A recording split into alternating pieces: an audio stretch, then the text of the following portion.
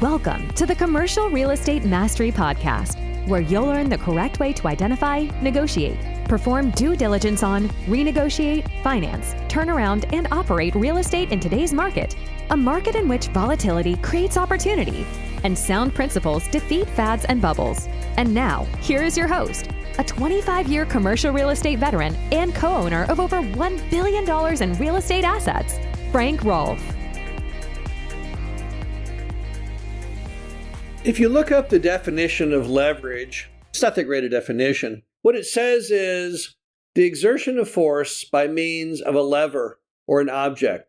But we all know what leverage means because we know what lever means. And we know that when you put a lever into a situation, if you have, for example, an old railroad car that had derailed back in the 1800s, the way they got the thing back up on the tracks, they got a bunch of guys and a bunch of long poles. And they put those poles underneath that railroad car or engine. And then they all pulled down on those poles at one time, and that would lift the thing back up. So what a lever does, it allows you as a tool to lift things that are bigger than you could normally handle in the absence of the lever. And leverage means nothing more than simply using that scientific principle and applying it. And in the case of real estate, when we talk about leverage, we're talking about debt, using mortgage money to lift bigger deals than we could afford to buy with cash. Now, in America, in most real estate transactions, people use a down payment of 20 to 30%, and a bank or other lending institution provides the rest of the money. And that's a very important item because what it allows you to do as an investor is to buy things that are out of your wheelhouse in size using the measured principles of leverage. But now most people, when faced with leverage, the first thing they wonder is, how much leverage should I use? That's always been the question in real estate from the very beginnings. If you look back at the very first American real estate millionaire, John Jacob Astor, back in the 1820s, 30s, 40s, he didn't use leverage because leverage didn't really exist back then. They didn't really have banks that made commercial real estate loans. You're talking about a guy that made a living selling beaver pelts. Those kinds of items. So things are pretty crude back then. They didn't have banks with tellers and things like that. At least not the way we think of it today. So he bought his real estate for cash. But subsequent to that, pretty much every major real estate investor in America has used some form of debt, some form of leverage. Why would they do that? Well, because again, that lever allows you to buy bigger properties than you can on your own. But more importantly, it allows you to have a higher yield on your investment dollars. Here's how it works. When you use leverage, let's say you go out and buy a property using 20% down, and you've got a fixed rate on that loan of 7%. If you can buy that property at a rate of return of 8%, then you're going to get a cash-on-cash return on your investment of about 10%, which is higher than you would if you'd bought it for cash, a couple points higher. If you can expand that leverage, if you can get a 2-point spread, now we're talking a return that's in the teens. Now we're talking something really significant. In that example, if you'd bought that property with all cash, you would have gotten an 8% return. But if I apply leverage to it, 80% leverage, that simple act of leverage boosts that to a almost double rate, 15%.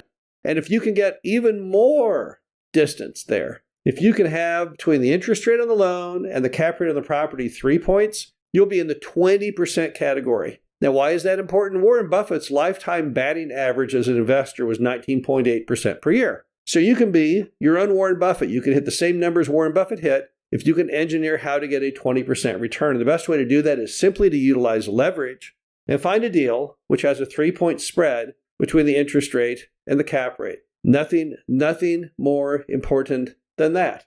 So clearly you might say, well, gosh, well then leverage is great. I want as much leverage as I can get. Well, hold on there for a minute. Because leverage can also go in two directions.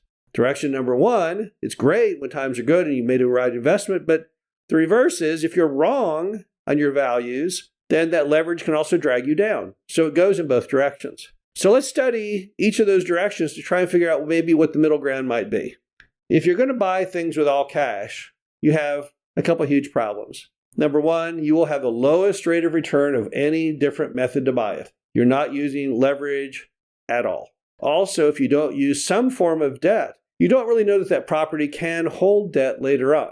So as a result, you might buy something and think, well, down the road, I'm going to sell it or refinance it. And then when it comes time to do it, you can't do it because there was some flaw in the property that you never caught and you never had a bank in there to look through what you were doing to catch it for you. Now, at the other end of the spectrum, you have zero down borrowing, where you have no money in the deal at all. Now, you might say, well, gosh, that seems insane. Well, not really. If you have a zero down loan, your rate of return is infinite because rates of return are based on the amount of money you put down and you put down none. So therefore, anything is off the charts. But that leads us to one rule when it comes to leverage. And that's the difference between recourse and non-recourse. If you have zero down on a non-recourse loan, and if the deal goes bad, no one can come back after you for a penny of it. So as a result, you still look like a genius. You had infinite return with no downside. But that's not always the case in commercial real estate. Often you have recourse. This means that if you fail to pay back the loan, the bank can come after you for the deficiency. So a lot of times when we think about leverage, we also must enter into the conversation the concept of recourse or non-recourse. If you deal in mobile home parks, for example, or multifamily, you have the ability to get Fannie Mae, Freddie Mac debt. And Fannie Freddie debt is a non-recourse transaction most of the time. So as a result, it's the right kind of leverage. Same with conduit lending, non-recourse. Seller financing, non-recourse. Bank debt is the one that's typically recourse. So sometimes when you think about how much leverage is right for you, the question should be, okay, are we talking recourse or non-recourse? If it's non-recourse, you can go with a lot greater amount of leverage and still sleep at night than if it's non-recourse. And then you have look at the REITs, real estate investment trusts. We have REITs in America sold on the stock exchange in many different real estate sectors. And they typically utilize 50% loan to value. That is how much leverage they use is 50%. Because they feel that's a safe middle ground between high rates of leverage and rates that are too low.